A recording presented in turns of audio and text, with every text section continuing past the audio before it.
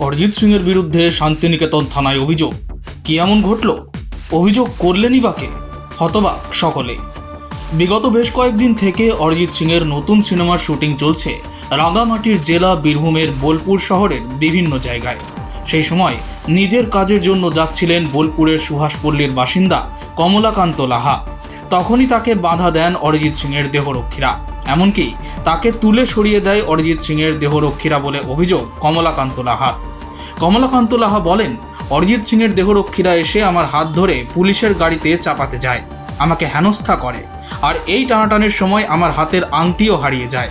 এরপরই আমি শান্তিনিকেতন থানায় অভিযোগ জানাই। Bureau report, angular news.